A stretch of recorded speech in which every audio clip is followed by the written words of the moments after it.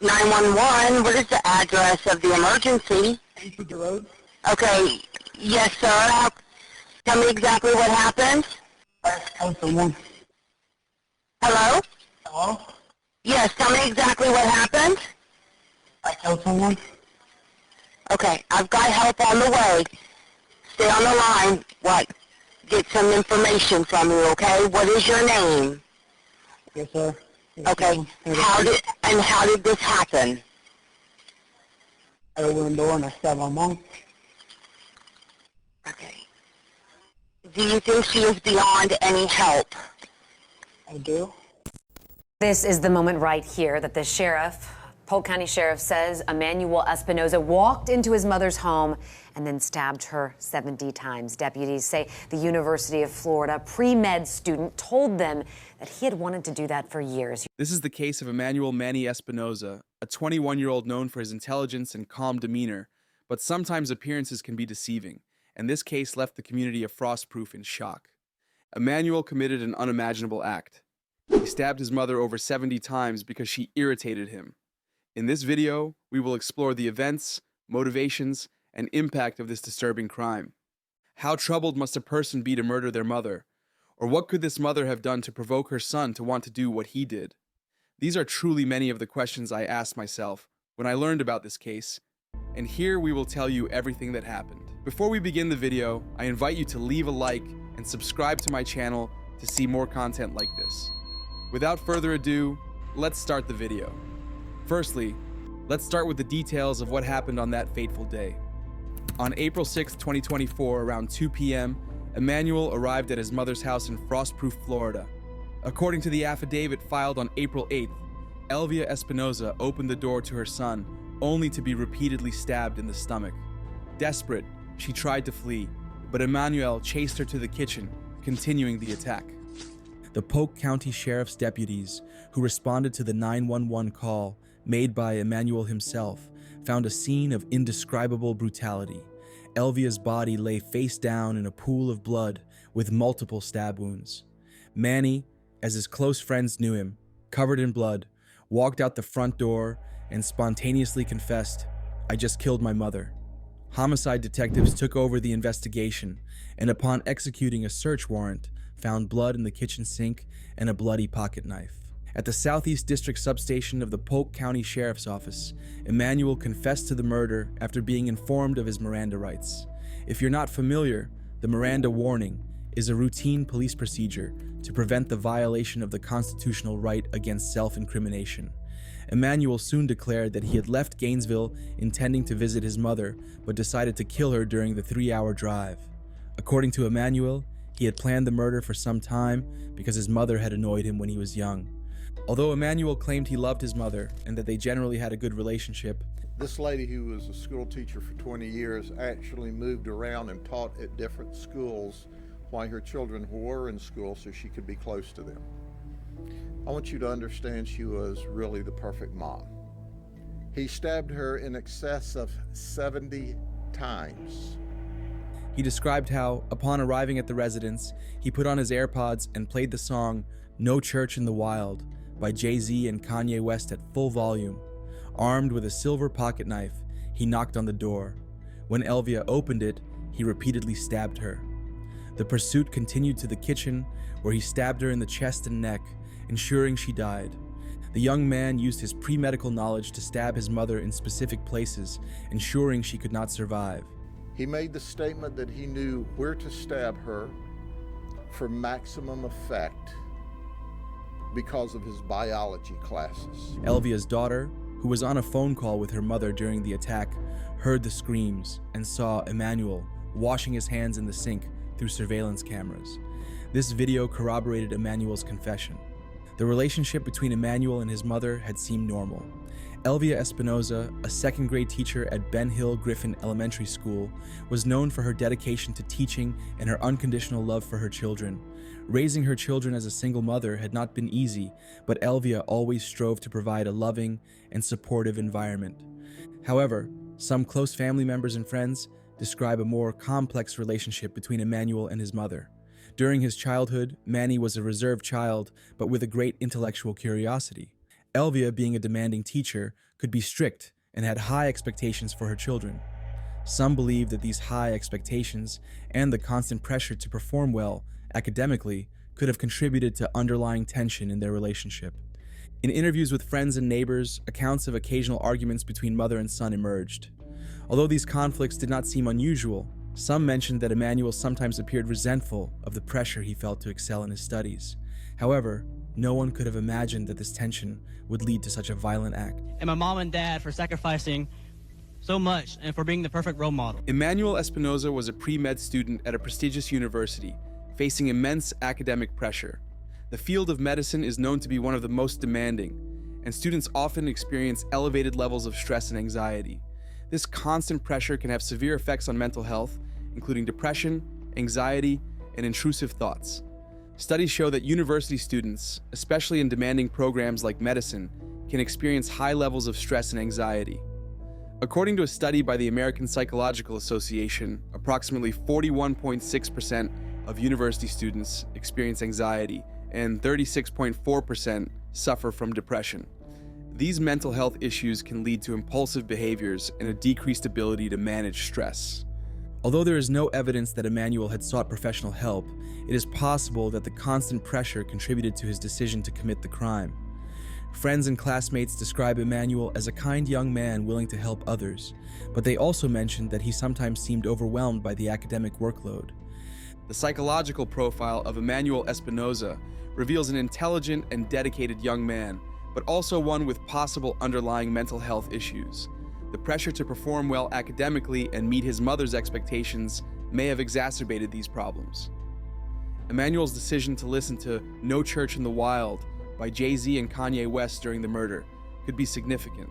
The song, which speaks about rebellion and the lack of morality in the world, might have resonated with Emmanuel at that moment, providing him with a sort of soundtrack for his act of violence. Obviously, there is no comparison, but we know that music can serve as a great motivator for carrying out an event, and we can assume that he found his motivation with this music. Mental health experts suggest that the meticulous planning of the murder and the use of his pre-medical knowledge indicate an unusual level of premeditation and control. This could be indicative of a more severe mental health disorder, such as antisocial personality disorder or narcissistic personality disorder, although these diagnoses can only be confirmed by mental health professionals through detailed evaluations. Elvia Espinoza was a beloved figure in the Frostproof community. Her dedication to teaching and her love for her children left a lasting impression on everyone who knew her. Her murder left an immense void in the community. Elvia's other children, devastated by the loss and the fact that she was killed by their own brother, now face an incomprehensible pain. During a press conference, Sheriff Grady Judd provided additional details about the case. Emmanuel explained that he had decided to kill his mother during the trip from Gainesville. He used his knowledge of biology to ensure that the wounds were lethal. The sheriff described the horror of the crime, emphasizing the brutality of the attack and Emmanuel's determination to kill his mother. Members of the community have expressed their shock and sadness. Many have come together to offer support to the Espinoza family, organizing vigils and raising funds to help with funeral expenses and provide emotional support for Elvia's surviving children. Ben Hill Griffin Elementary School, where Elvia taught, has established a scholarship fund in her memory to help future teachers continue their studies. The investigation into the murder of Elvia Espinoza is still ongoing. Detectives are examining all aspects of Emmanuel's life, from his daily interactions to his academic history and any possible warning signs. They are also interviewing friends, family members, and acquaintances to gain a more complete picture of his mental state and motivations. Additionally, investigators are reviewing surveillance footage and other physical evidence to corroborate Emmanuel's confession and better understand the events that led to the murder.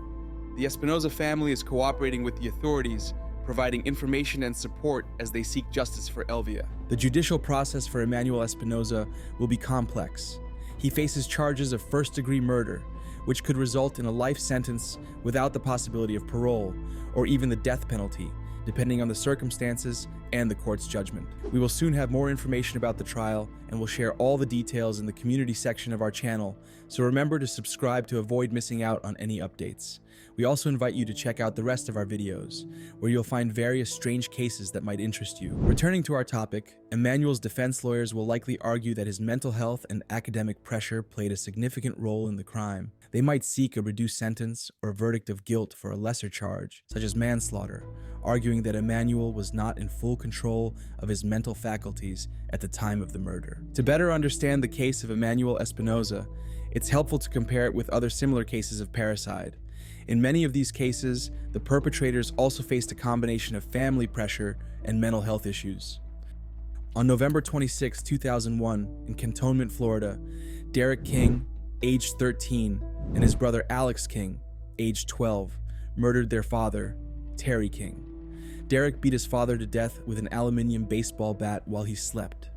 After the murder, the brothers set the house on fire to cover up their crime. The death of Terry King and the fire attracted media attention and became a notable case due to the perpetrators' young ages and the brutality of the crime. If you're interested in learning more about this last case, you can find detailed information on our channel. The case of Emmanuel Espinoza is a chilling reminder that sometimes the most horrific acts can be committed by the people we least expect. It challenges us to reflect on the nature of evil, the pressures young people face in our society, and the importance of mental health. The testimonies of those who knew Elvia Espinoza and Emmanuel provide a deeper insight into the impact of this crime on the community. A neighbor of the family, who wished to remain anonymous, remembered Elvia as a devoted mother and passionate teacher. She always had a smile on her face and a kind word for everyone, she said. It's hard to believe something like this could happen to her. She always had a smile on her face. She always had a greeting for you. She was always going to brag on how well her kids were doing, her children. A classmate of Emmanuel's at the University of Gainesville described him as a brilliant but reserved student.